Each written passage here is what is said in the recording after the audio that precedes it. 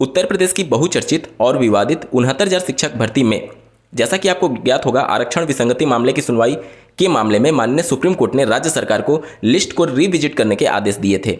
राज्य सरकार ने माननीय सुप्रीम कोर्ट को अवगत कराया कि लिस्ट रिविजिट करने के बाद से जो भी कैंडिडेट नई लिस्ट में शामिल होंगे हम उनको एकोमोडेट करने जा रहे हैं, और जो भी लिस्ट में शामिल नहीं होंगे उनको बिना डिस्टर्ब किए ये पूरी प्रक्रिया कंप्लीट कराई जाएगी।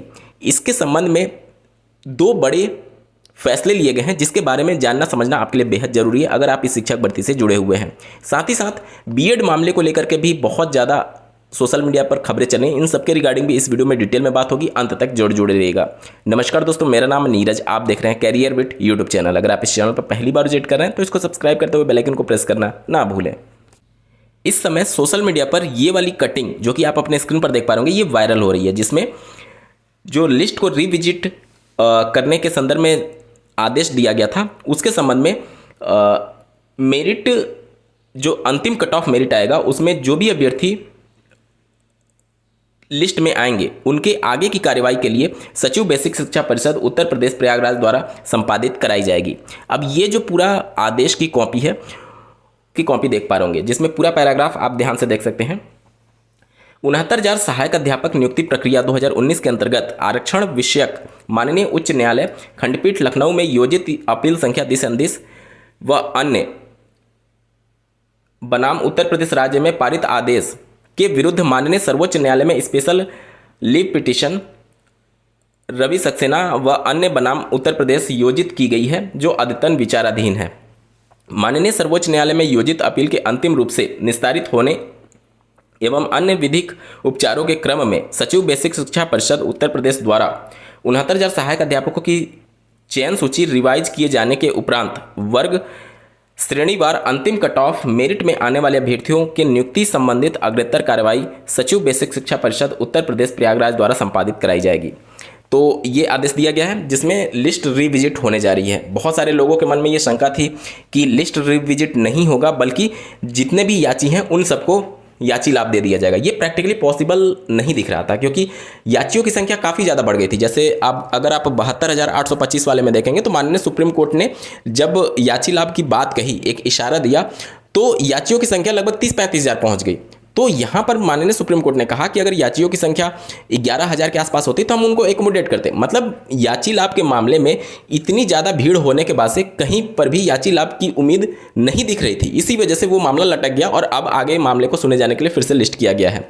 69,000 में अगर आप देखेंगे तो बहुत ज़्यादा याची बन चुके हैं। तो क्या केवल याची बनने मात्र से आपको नियुक्ति मिल जाएगी? नहीं। अगर आप सुप्रीम कोर्ट का जजमेंट देखेंगे तो साफ तौर पर कहा गया है कि जो सभी एजुकेशनल मिनिमम क्वालिफिकेशन और एलिजिबिलिटी हासिल किया रहेगा वहीं केवल नियुक्ति पाने के लिए हकदार होगा। ऐसा नहीं कि अंतिम कट ऑफ के बाद भी अगर कोई कैंडिडेट जाकर के याची बन जा रहा है तो उसको नौकरी मिल जाएगी, ऐसा नहीं होगा। जो लिस्ट रिविजिट होगी उसमें जो भी कैंडिडेट लास्ट अंतिम कट ऑफ के अंदर आएंगे उनको नौकरी मिलेगी और जो नहीं आएंगे उनको नौकरी नहीं मिलेगी। याची लाभ जैसी स्थिति उत्पन्न नहीं हो रही है। ठीक है, अब जब याची लाभ नहीं मिलेगा तो जाहिर सी बात है जो कैंडिडेट इस लिस्ट में नहीं होंगे उनके अगेंस्ट में वो कैंडिडेट खड़े हो जाएंगे जो कि याची बने हुए हैं। क्यों? क्योंकि अगर उन कैंडिडेट को निकाल दिया जाए तो जो याची बने हुए हैं जो कि लिस्ट में नहीं आएंगे, लेकिन संभावना रहेगी कि अगर वो निकल जाते हैं तो वो लिस्ट में आ सकते हैं, तो वो उसका विरोध करने लगेंगे कि जो कैंडिडेट गलत तरीके से चयनित हो चुके हैं, भले ही वो उनकी गलती ना हो, शासन के शिक्षा विभाग की गलती हो, बावजूद इसके उनको बाहर निकालिए, ये अभ्यर्थियों की मांग उठने लगेगी। अब जब ये मांग उठेगी तो फिर से सभी पक्षों में सुलह कराने के लिए निश्चित तौर पर यह मामला उठेगा कि क्यों ना याची लाभ जैसी स्थिति बना दी जाए। तो वो सारी चीज़ें भी भविष्य की बातें हैं, लेकिन राज्य सरकार बिल्कुल स्ट्रिक्ट है कि याची लाभ नहीं मिलना चाहिए। केवल और केवल जो लिस्ट रिविजिट करने के बाद से अंतिम कट ऑफ में कैंडिडेट आएंगे उनको ही केवल नौकरी मिलेगी। राज्य सरकार का ये अपना पक्ष है। ये तो हो गया पहला कंडीशन। दूसरा, जैसा कि आपको ज्ञात होगा, माननीय कोर्ट के माध्यम से 1 अंक बढ़ाए जाने के आदेश दिए गए थे। लगातार अभ्यर्थी जिनको 1 अंक बढ़ाने के बाद लाभ हुआ है वो भी अपनी नौकरी का वेट कर रहे हैं। उसके संबंध में भी यहाँ पर बातें कही गई हैं। टोटल ऐसे अभ्यर्थियों की संख्या 3,192 थी, याचियों की संख्या। ठीक है, अब उनमें से 943 अभ्यर्थियों को स्क्रूटनी करने के बाद आयोग जो है वो एलिजिबल नहीं पाया है। तो शेष जो कैंडिडेट्स हैं 2249, इनकी जो सूची है वो भेज दिया गया है, इनकी सूची को भेज दिया गया है और इनकी भी नियुक्ति होना तय है। ठीक है, उम्मीद करता हूं कि आप चीज़ों को समझ पा रहे होंगे। तो यहाँ पर 2249 ये कैंडिडेट जो कि एक अंक जिनका अतिरिक्त अंक बढ़ा था, और इसके अलावा जो नई लिस्ट रिविजिट होगी उसमें जो अंतिम कट ऑफ में कैंडिडेट आएंगे उन सबको नौकरी मिलने जा रही है उत्तर प्रदेश में। अब बात कर लेते हैं बीएड के संदर्भ में, क्योंकि बहुत सारे ग्रुप्स में ये बातें चल रही हैं कि बीएड अभ्यर्थी इस शिक्षक भर्ती से बाहर हो जाएंगे, या फिर जब लिस्ट रिविजिट होगी तो बीएड को जब ज्वाइन कराने की नौबत आएगी तो जो ऑलरेडी ज्वाइन कैंडिडेट हैं जो बीएड वाले, उनके लिए भी नौकरी पर खतरा मंडराने लगेगा। देखिए, ऐसा कुछ भी नहीं होगा। ये भर्ती आज की भर्ती नहीं है, भर्ती 2020 के रामशरण मौर्य वाले केस से संचालित हो रही है। और अगर बीएड कैंडिडेट्स पर कुछ आंच भी आती है, मान लेते हैं कि लिस्ट में कोई नया बीएड कैंडिडेट आया जो कि अब तक नौकरी में नहीं था, लेकिन उसको ज्वाइन कराने की नौबत आई, तो माननीय सुप्रीम कोर्ट का 8 अप्रैल 2024 वाला जजमेंट जो कि साफ कहता है कि 11 अगस्त 2023 माफ कीजिएगा 11 अगस्त 2023 जब बीएड के संदर्भ में माननीय सुप्रीम कोर्ट ने फैसला दिया था, उसके बाद से कोई भी नया बीएड कैंडिडेट प्राथमिक में शामिल नहीं हो सकता, ये जजमेंट दिया था।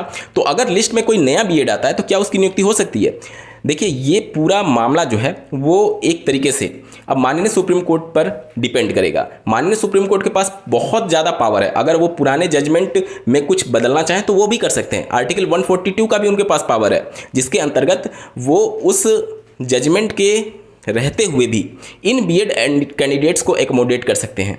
ये तो बात हो गई कि जो नई लिस्ट में बीएड कैंडिडेट आएंगे। अब लोग ये भी कह रहे हैं कि जो पुराने बीएड हैं उनके ऊपर भी खतरा है। उनके ऊपर कोई खतरा नहीं है, कोई खतरा नहीं है, उनकी कोई गलती नहीं है। उनको लिस्ट रिविजिट करने की नौबत क्यों आई? क्योंकि विभाग ने गलती की, उसमें उस कैंडिडेट की गलती नहीं है। अब विभाग ने गलती करके मान लीजिए 10 साल 15 साल 20 साल बाद अगर कोई गलती पकड़ में आए और उसके बाद से मामला फिर से रिविजिट करने की नौबत आ जाए और उस समय एलिजिबिलिटी चेंज हो जाए, तो क्या आप उसको बाहर निकाल देंगे? नहीं, क्योंकि ये कैंडिडेट उसी समय से ज्वाइन माने जा रहे हैं 2020 से। जजमेंट 2023 में आया, गलती इन कैंडिडेट्स की नहीं है। अगर लिस्ट रिविजिट होता है और अगर जिला वरीयता या फिर ये सारी चीज़ें चेंज होने की नौबत नहीं के बराबर है। क्यों?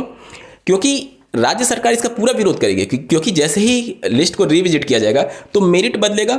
मेरिट बदलने की वजह से जो कट ऑफ है वो भी चीज़ें बदलेंगी, और जो जिला वरीयता था या फिर जो जिला का सिलेक्शन था या फिर जो जिला अलॉटमेंट था वो पूरी तरीके से कैंडिडेट्स के जो गुणांक थे उस पर डिपेंड कर रहा था। अब जाहिर सी बात है, जब लिस्ट रिविजिट होगा कुछ कैंडिडेट बाहर जाएंगे, कुछ कैंडिडेट अंदर आएंगे, तो उससे उनकी गुणांक भी ऊपर नीचे होंगे और उससे उनका जिला वरीयता भी बदलेगा। तो राज्य सरकार सुप्रीम कोर्ट में ये पूरा विरोध करेगी कि जिला वरीयता या फिर ये सारी चीज़ों को इससे इग्नोर किया जाए, यहाँ पर इसको इंक्लूड नहीं किया जाए, नहीं तो बहुत सारी दिक्कतें हो सकती हैं। क्योंकि उसके बाद से कैंडिडेट ये मांग करने लगेंगे कि मैं लिस्ट में ऊपर आ गया तो मुझे इस जिले में दीजिए, दूसरा ये मांग करना। तो ये सारी चीज़ों को लेकर के राज्य सरकार पूरी तरीके से विरोध करेगी। ठीक है, तो जहां तक बात है पहले से जो ज्वाइंट बीएड कैंडिडेट है उनके ऊपर कोई खतरा नहीं है। नए बीएड कैंडिडेट के ऊपर माननीय सुप्रीम कोर्ट अपना जजमेंट जरूर देगी, उनके लिए भी खतरा ना के बराबर है, क्योंकि ये सारी चीज़ें जो गवर्न हो रही हैं वो रामशरण मौर्य वाले केस से हो रही है।